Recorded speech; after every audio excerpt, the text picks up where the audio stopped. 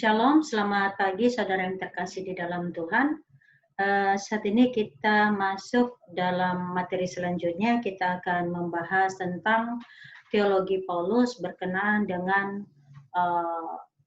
konsep pneumatologi, kemudian eklesiologi, serta eskatologi dalam tulisan-tulisan Paulus. Mari kita perhatikan slide berikut ini.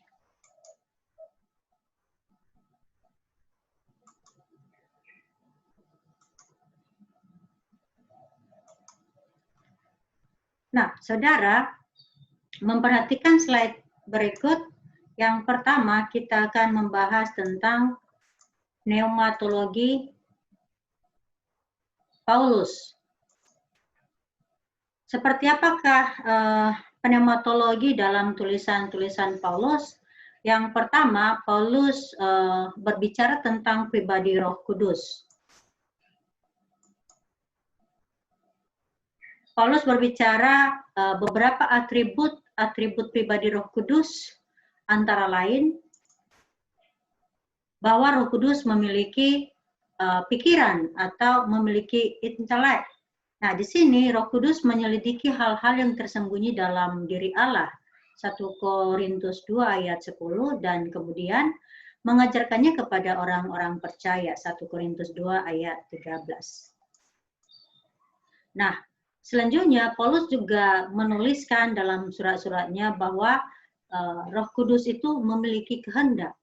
Roh Kudus memiliki kehendak di mana di dalamnya ia mendistribusikan pemberian-pemberian sesuai dengan kehendak Bapa di sorga. 1 Korintus 12 ayat 11. Roh Kudus memberi bukan berdasarkan kehendak manusia, tetapi berdasarkan kehendaknya sendiri. Nah, selanjutnya Paulus menjelaskan bahwa Roh Kudus juga memiliki emosi. Salah satunya adalah Paulus menuliskan dalam suratnya di Efesus pasal 4 ayat 30 bahwa Roh Kudus itu dapat didukakan. Nah, selanjutnya selain kepribadian Roh Kudus, Paulus juga menuliskan tentang keilahian Roh Kudus. Nah, yang pertama, Paulus berkata bahwa keilahian Roh Kudus terbukti dalam ia menjadi pengantara seperti Kristus. Roma 8 ayat 26 sampai 27, kemudian ayat 34. Dan Roh Kudus mendiami orang-orang percaya bersama dengan Bapa dan Putra. Roma 8 ayat 9 sampai 10. Di sini membuktikan kesetaraan Roh Kudus dengan Allah Bapa dan Allah Putra. Nah, yang ketiga, Paulus juga berbicara tentang peranan Roh Kudus. Seperti apakah peranan Roh Kudus dalam tulisan-tulisan Paulus? Nah, pertama, bahwa Roh Kudus berperan dalam pemberitaan Injil.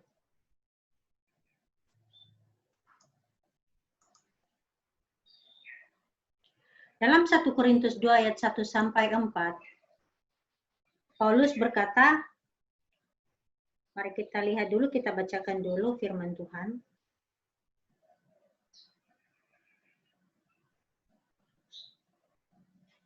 Ya, saya download dulu aplikasinya.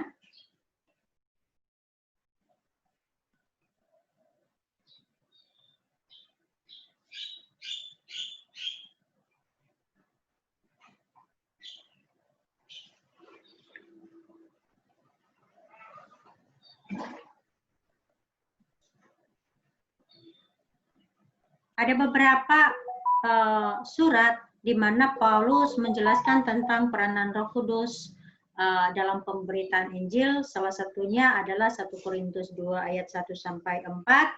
Kemudian ada 1 Tesalonika 1 ayat 5. Namun terlebih dahulu kita akan membacakan dalam 1 Korintus terlebih dahulu. Mari kita lihat 1 Korintus pasal 2 ayat 1 sampai 4. Nah, Paulus menuliskan demikian. Demikianlah pula ketika aku datang kepadamu, saudara-saudara, aku tidak datang dengan kata-kata yang indah atau dengan hikmat untuk menyampaikan kesaksian Allah kepada kamu. Sebab aku telah memutuskan untuk tidak mengetahui apa-apa di antara kamu selain Yesus Kristus, yaitu Dia yang disalibkan. Aku juga telah datang kepadamu dalam kelemahan dan dengan sangat takut dan gentar. Baik perkataan maupun pemberianku tidak kusampaikan dengan kata-kata hikmat yang meyakinkan, tetapi dengan keyakinan akan kekuatan roh. Nah, di sini jelas ya bahwa dalam pemberitaan Injil bukan kekuatan atau berdasarkan kata-kata yang penuh hikmat kita sendiri, melainkan itu adalah Roh Kudus yang memberikan hikmat dengan kekuatan dari roh orang percaya mampu memberitakan Injil. Yang kedua, 1 Tesalonika 1 ayat 5.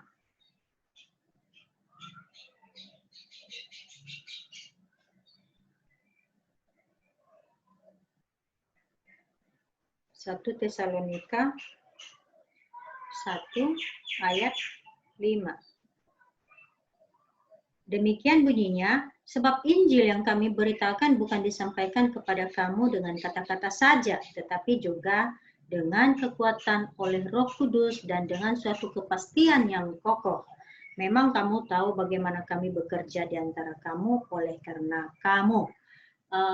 Paulus selalu menekankan peranan Roh Kudus bahwa dalam pemberitaan Injil kekuatan Roh Kuduslah yang memampukan orang percaya, khususnya memampukan Paulus dalam pemberitaan Injil. Nah, selanjutnya ada Efesus 3 ayat 5.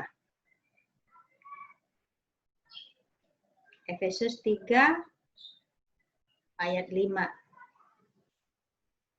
Demikian bunyinya, yang pada zaman angkatan-angkatan dahulu tidak diberitakan kepada anak-anak manusia, tetapi yang sekarang dinyatakan di dalam roh kepada rasul-rasul dan nabi-nabinya yang kudus. Jadi jelas ya, dalam pemberitaan Injil, peranan Roh Kuduslah yang memampukan baik para rasul pada masa itu maupun kita sampai saat ini. Roh Kuduslah yang memampukan kita dalam memberitakan Injil.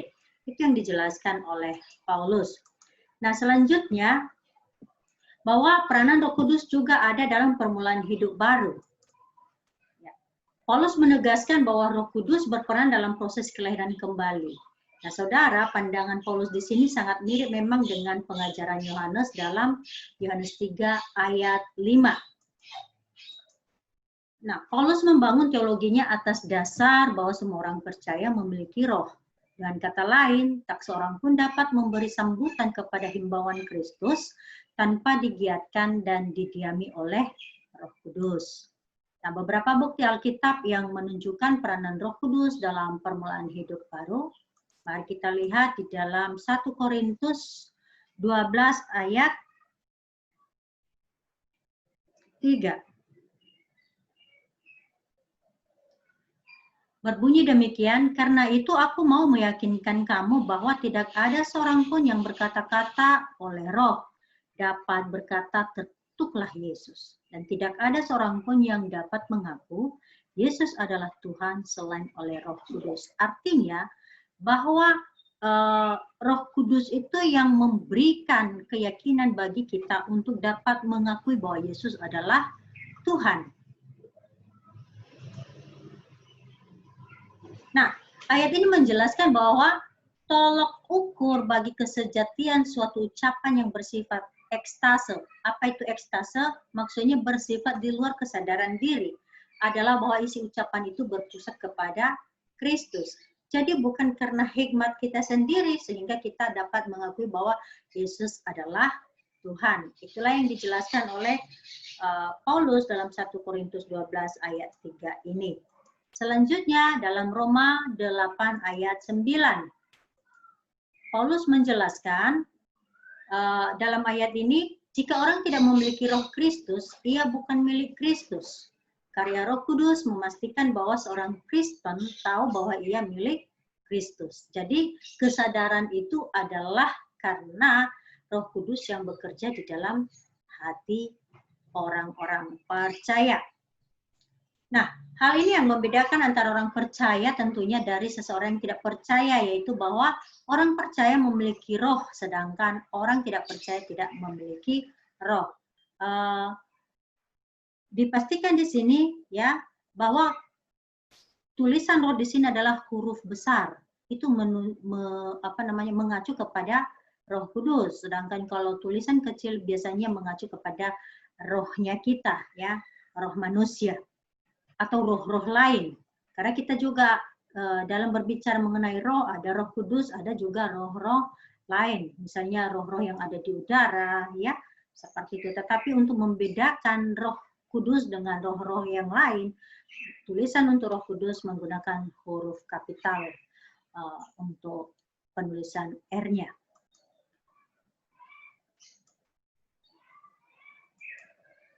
Nah, di sini kita bisa melihat bahwa Paulus menggunakan beberapa kiasan juga untuk menjelaskan peranan Roh Kudus, saudara. Yang pertama, kata bait Allah atau istilah bait Allah atau istilah bait Roh Kudus. Dalam 1 Korintus 3:16 juga ayat 19, kemudian istilah meterai. Ya, meterai itu juga mengacu kepada peranan Roh Kudus dalam kehidupan orang percaya.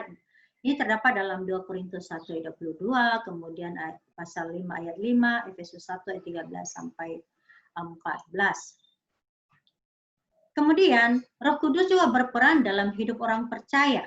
Seperti apakah peran Roh Kudus dalam hidup orang percaya? Yang pertama, bahwa Roh Kudus menguduskan orang percaya. Buktinya adalah dalam 2 Tesalonika 2 ayat 13 dan juga dalam 1 Korintus pasal 6 ayat 11, Paulus menuliskan demikian. Nah, ada kata yang menarik, istilah hagiazo.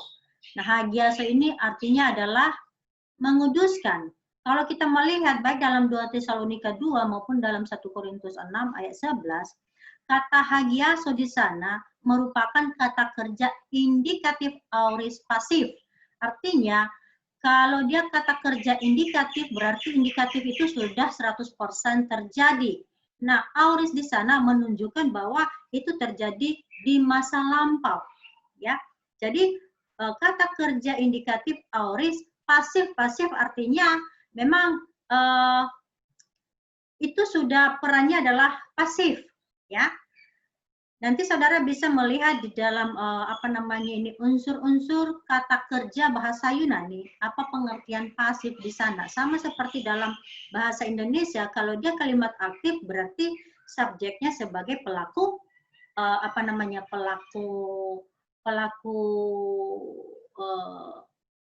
pekerjaan atau pelaku suatu tindakan, tetapi kalau dia pasif, dia adalah penerima sebuah tindakan. Nah, jelas di sini bahwa menguduskan ini di sini adalah terjadi di masa lampau dan 100% itu telah terjadi dan penerima tindakan itu adalah Roh Kudus.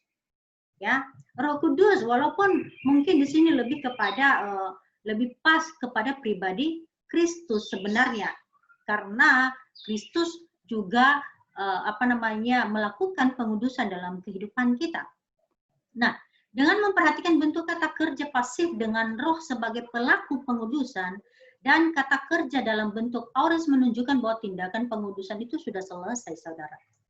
Ya, oke. Yang kedua, peranan Roh Kudus dalam hidup orang percaya adalah mengangkat orang percaya menjadi anak Allah. Nah, kata mengangkat ini adoption ya, kalau dalam termin teologi sistematika, istilah ini digunakan sebagai adoption ya, mengangkat anak. Nah, seperti apakah pengangkatan anak yang disampaikan oleh Paulus? Di sini kita bisa melihat bahwa Paulus menggunakan kiasan tentang pengangkatan anak dalam hubungan dengan pekerjaan roh. Kemudian ada istilah huiostesia atau adoption tadi digunakan bagi hubungan baru yang telah dimasuki oleh orang-orang percaya. Nah, selanjutnya memberikan pengertian atau iluminasi. Nah, ungkapan diajarkan oleh Roh Kudus dalam 1 Korintus 2 ayat 13 merangkum semua pendekatan Paulus kepada pemahaman rohani. Dalam 1 Korintus 2 ayat 10 sampai 16, Paulus berusaha secara detail membedakan antara hikmat manusia dengan pemahaman dari Roh Kudus. Ya. Beberapa peranan Roh Kudus yang lain. Mari kita lihat. Pertama, Roh Kudus meregenerasikan. Roh Kudus membawa hidup baru kepada orang-orang percaya, Titus 3 ayat 5. Ini adalah semua kita berbicara dalam tulisan-tulisan Paulus. Selanjutnya dalam tulisan Paulus juga, Paulus mencatat bahwa Roh Kudus membaptis. Roh Kudus mempersatukan orang percaya dengan Tuhan mereka dengan menempatkan mereka ke dalam tubuh Kristus. 1 Korintus 12 ayat 13. Kemudian Paulus juga menuliskan bahwa Roh Kudus mendiami. Roh Kudus mendiami setiap orang percaya. Kemudian Paulus juga menuliskan bahwa Roh Kudus memeteraikan. Roh Kudus memberi tanda identitas Allah dan kepemilikan atas orang percaya. Ia adalah meterai itu sendiri dan memverifikasi keselamatan mereka. Efesus 1 ayat 13 dan juga pasal 4 ayat 30. Kemudian, saudara, Paulus juga menuliskan bahwa Roh Kudus memberikan karunia. Hal ini bisa kita melihat dalam kitab Korintus ya, 1 Korintus. Kemudian Roh Kudus memenuhi. Roh Kudus mengontrol orang percaya pada waktu kondisi mereka dipenuhi. Efesus 5 ayat 18. Kemudian Roh Kudus memberi kuasa. Roh Kudus memampukan orang percaya untuk hidup berdasarkan kuasanya. Galatia 5 ayat 16. Nah, selanjutnya kita masuk dalam doktrin eklesiologi dalam tulisan-tulisan Paulus.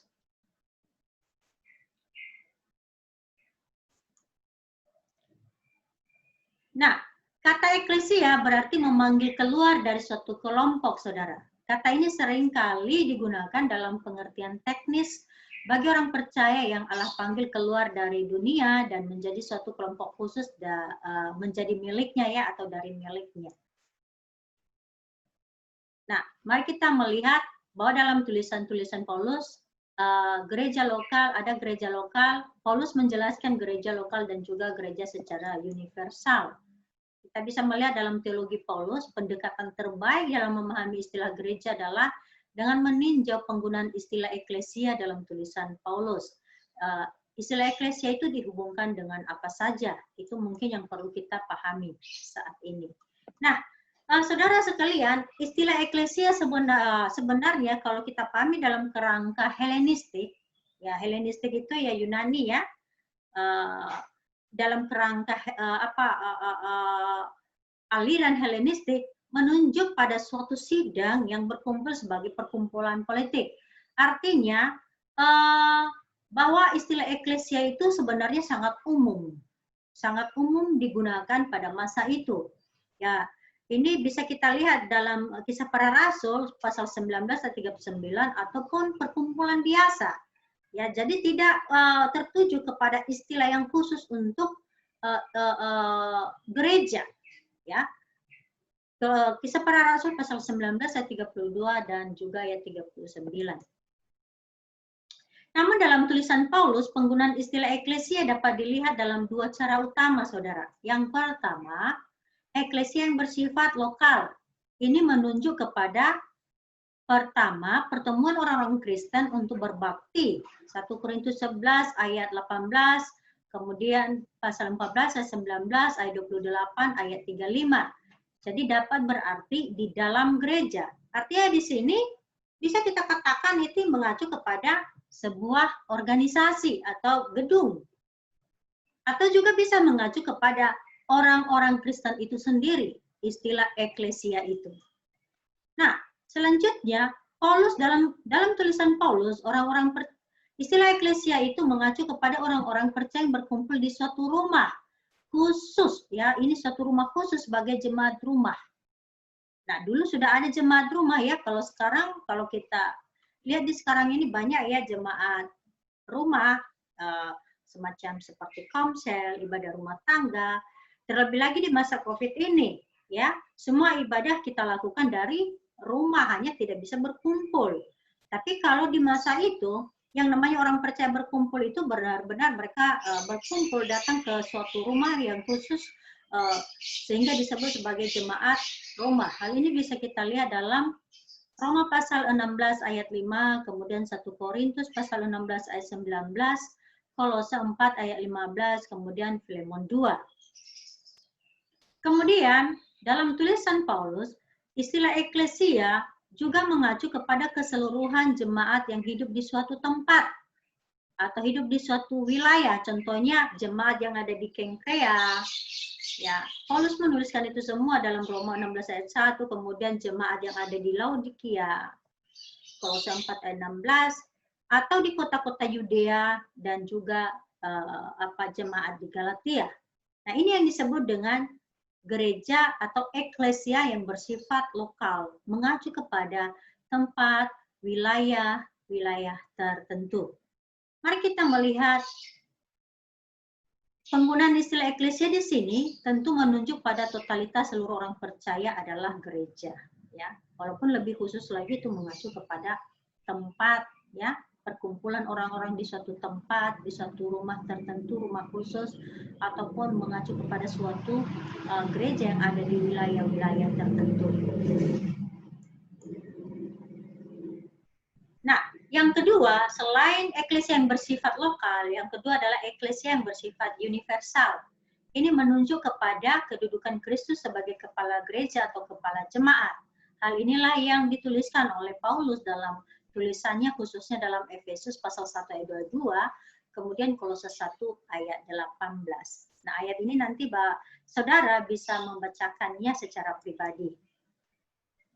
Nah, jadi Paulus menetapkan gereja sebagai suatu organisasi yang terdiri dari struktur kompleks tubuh Kristus yang menjalankan aktivitas sehari-hari, saudara. Nah, hal ini dijalankan oleh masing-masing orang percaya yang memiliki fungsi masing-masing tetapi saling bergantung dan diatur melalui relasi mereka dengan Kristus sebagai kepala gereja.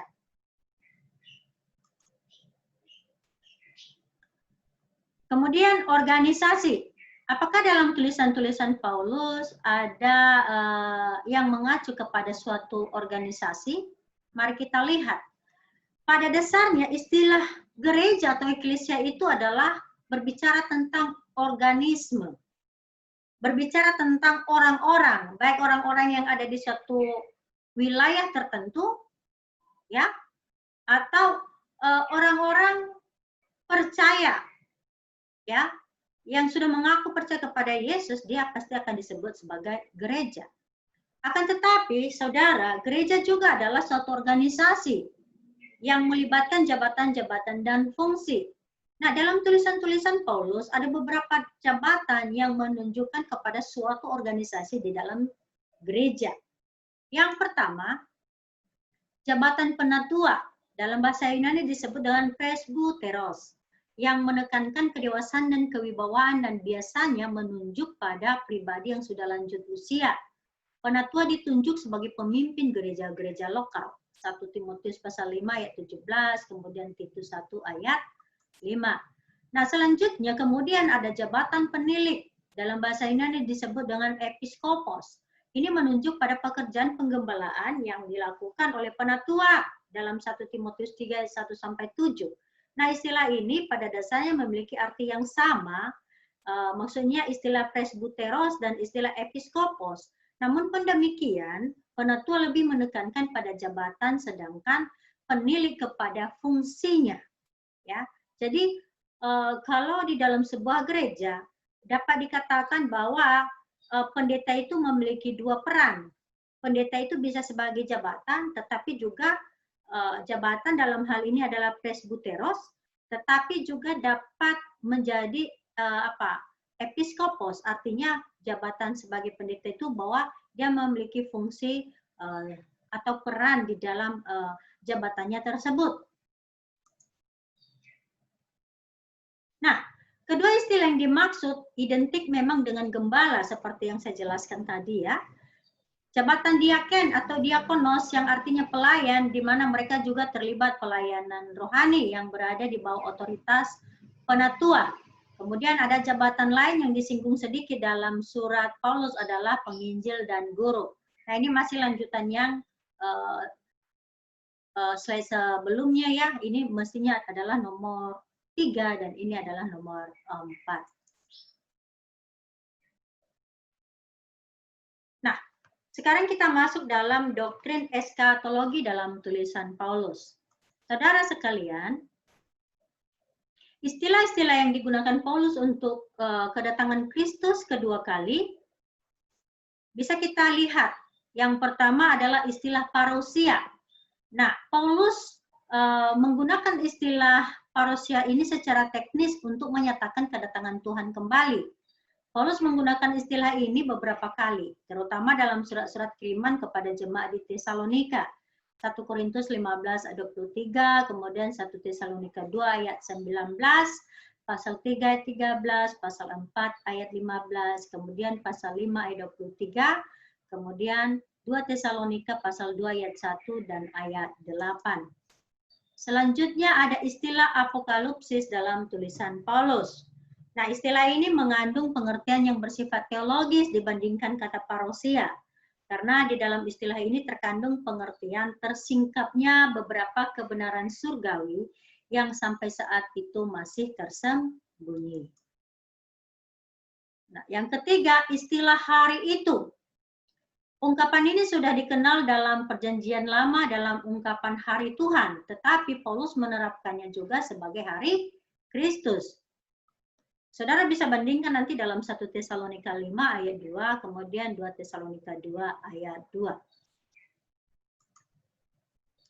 Beberapa ahli teologi beranggapan bahwa Paulus membuat suatu perubahan dalam pandangan-pandangannya mengenai peristiwa-peristiwa yang akan terjadi pada masa yang akan datang. Nah, nanti ini bisa dilihat dalam Guthrie ya, dalam Donald Guthrie, halaman 152 sampai 153. Namun sebenarnya tidak ada bukti yang membenarkan pandangan bahwa Paulus membuat perubahan dalam pengajarannya mengenai eskatologi. Nah, dualisme apokaliptis. Apa itu dualisme apokaliptis? Dalam kerangka seluruh pemikiran Paulus terdapat dualisme apokaliptis yang terkait dengan masa kini dan masa yang akan datang. Nah, dalam hal ini juga dalam Injil Yohanes terdapat atau juga mempunyai dualisme yang saling berbeda dibandingkan Injil Sinoptik. Ya. Nah, istilah sudah dekatnya kedatangan Kristus merupakan pusat pemikiran Paulus dalam beberapa surat kiriman, khususnya dalam 1 Tesalonika 4 ayat 13 sampai 18. Nah, dalam perikop ini terdapat banyak rincian apokaliptik. Ungkapan orang pertama jamak dalam nat 1 Tesalonika 4 ayat 13 sampai 18 menyatakan suatu kemungkinan yang jelas bahwa Paulus akan hadir pada waktu kedatangan Kristus. Wajar sekali jika dalam perikop ini Paulus mengharapkan kedatangan Kristus pada waktu yang dekat. Makanya ini disebut dengan dualisme apokaliptis, yakni suatu apokaliptis masa kini dan masa yang akan datang. Nah, meskipun demikian ada beberapa penafsiran yang menghindarkan adanya dampak yang menyatakan bahwa Paulus mempunyai dugaan yang keliru. Jika Paulus menyamakan dirinya sendiri dengan generasi terakhir akhir zaman, tentu ia tidak akan memberikan petunjuk bahwa akan ada waktu penundaan yang cukup lama sebelum kedatangan Kristus terjadi. Nah, saat yang tidak diketahui menjadikan tidak ada pilihan bagi Paulus selain mengharapkannya sebagai peristiwa yang sudah dekat, saudara. Walaupun demikian, pada perikop berikutnya tidak ada penekanan masa yang dekat itu akan segera datang. Nanti itu pun kalau mau mempelajarinya lebih detail lagi, lebih mendalam lagi, coba dilihat atau dibahas dalam 1 Tesalonika 5 ayat 1 sampai 2 ini. Nah, perikop lain yang menunjukkan bahwa peristiwa ini sudah dekat terdapat dalam 1 Korintus 7 ayat 26. Paulus berbicara mengenai waktu darurat sekarang, ya. Enestosa anangke. Ini menggambarkan saat terjadinya penganiayaan berat, walau tidak dikatakan secara khusus bahwa penganiayaan itu akan terjadi pada akhir zaman. Yang pasti Paulus memang menuliskan tentang istilah-istilah yang terkait dengan eskatologi. Nah, peristiwa ini jelas dipercaya oleh Rasul Paulus sebagai suatu yang dapat terjadi dalam kehidupan orang-orang Kristen yang menerima suratnya. Kata-kata dalam 1 Korintus 7:29, waktu telah singkat. dengan jelas menunjukkan bahwa suatu peristiwa yang sangat penting dianggap sudah dekat.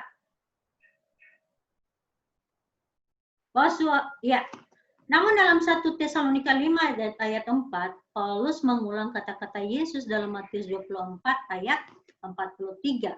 Istilah hari itu tiba-tiba datang seperti pencuri, menunjukkan ketidaktentuan hari itu kapan terjadi. Ya, sama seperti pencuri, nggak mungkin dia berkata, oh saya nanti mau datang ke rumahmu jam 12 malam ya. Kamu harus jaga-jaga. Nggak seperti itu, saudara ya. Makanya, istilah hari itu bisa dikata bahwa Paulus mengulang perkataan Yesus dalam Matius 24 ayat 43. Ya, bahwa istilah hari itu tiba-tiba akan datang seperti pencuri. Jadi tidak ada ketentuan. Paulus tidak menentukan kapan hari itu akan terjadi. Ya. Nah, walau cukup dapat dipastikan bahwa Paulus menunjukkan pandangan tentang kedatangan Kristus yang kedua kali sebagai peristiwa yang sudah dekat, namun memperhatikan surat 2 Tesalonika memberi kesaksian bahwa akan ada tanda-tanda yang akan mendahului sebelum peristiwa kedatangan Kristus kedua kali. Mari kita melihat tanda-tanda yang mendahului parousia. Yang pertama, bisa kita melihat dalam 1 Tesalonika 4 ayat 13 sampai 18. Di mana akan ada suara yang keras. Ya, sekeras apapun ya. Kita nggak tahu. Dulu tahun 2010 kalau tidak salah, saya sudah ada di Jogja sini ketika Gunung Merapi itu mulai ini ya. Dentumannya padahal jauh ya di daerah Magelang sana, dentumannya sampai di Jogja sini, padahal kami ada di kota. Ya. Nah, suara yang keras sekali. Apakah suara yang keras itu didengar oleh seluruh dunia nantinya? Tetap yang pasti dikatakan di sini bahwa tanda-tanda yang mendahului parousia, ya, parousia itu pengangkatannya adalah pertama ada suara yang keras.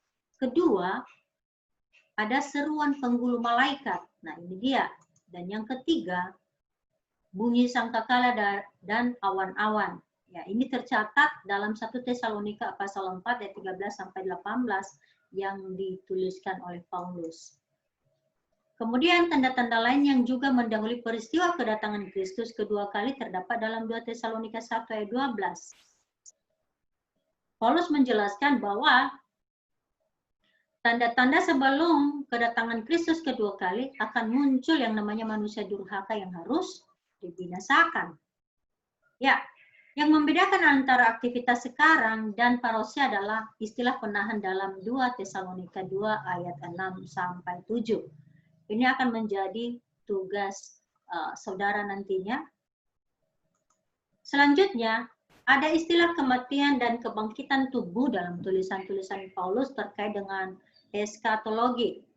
Pertanyaan tentang peralihan dari kematian dan kebangkitan tubuh dalam teologi Paulus dapat dilihat dalam 2 Korintus 5 ayat 1 sampai 10. Paulus menyatakan bahwa setelah tubuh keduniaan dibongkar, maka orang percaya akan menerima dari Allah tubuh kekal. Ya, tubuh kekal yang surgawi pada waktu kebangkitan. Banyak sekali pertanyaan-pertanyaan tentang tubuh kekal yang surgawi ini pada waktu kebangkitan. Dulu ketika saya masih mahasiswa, saya sering dan beberapa teman saya bertanya, seperti apakah tubuh kekal itu?